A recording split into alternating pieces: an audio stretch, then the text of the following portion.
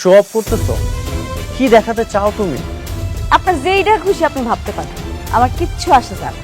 এভাবে তোমার শত্রুর সঙ্গে মিলে তোমার স্ত্রী তোমার ক্ষতি করলো? তোর বউ না তোর ভালো চায় না, এই বিষয়টা না আমার কাছে কত যে আনন্দ লাগতেছে। আমি আর সহ্য করব না, আজকে এর বোঝাপড়া হবে। আমাকে ধ্বংস করার জন্য নিজের ইজ্জতটা ব্যবহার না করলেও পারতে। আমি তোমাকে ডিভোর্স দিতে চাই।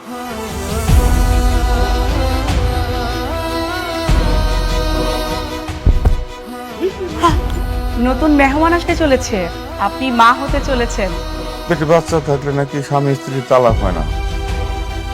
কোনো না কোনো ব্যবস্থা তো ঠিকই করতে হইবে। বস্তিতে থেকেও এত অ্যাডভান্স, স্বামী ছাড়াই সন্তান।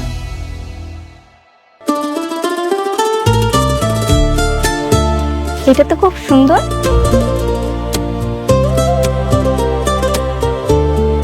এটা তোমার পছন্দ হয়েছে?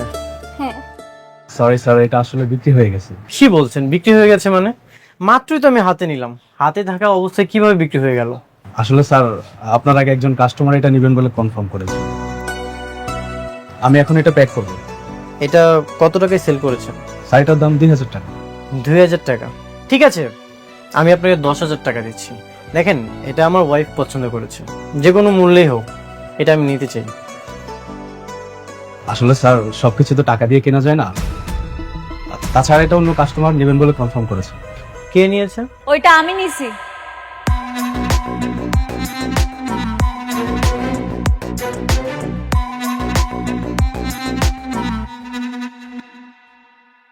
অনিক সাহেব, এই জিনিসটা আমার ম্যাডাম নিয়েছেন, আপনি স্যাক্রিফাইস করুন না, অন্য কোথাও থেকে নিয়ে নিন।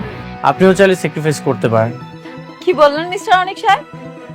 এত সহজ? আমার পছন্দ করা জিনিসটা আমি আপনারে দিয়ে দিব? জীবনেও না। ম্যানেজার আঙ্কেল, জি। এখানে এত কথা কেন হইতেছে? বিলটা দেন আর চলেন এখান থেকে।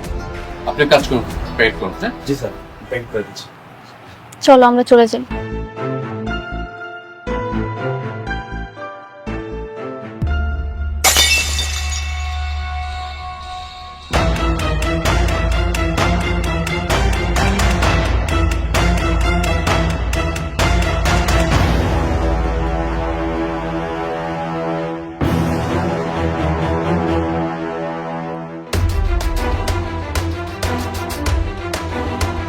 সরি, আমি আসলে বুঝতে পারিনি।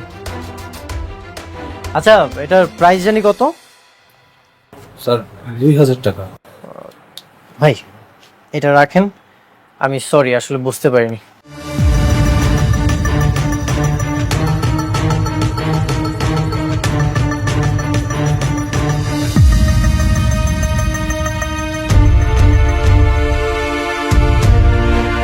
চল।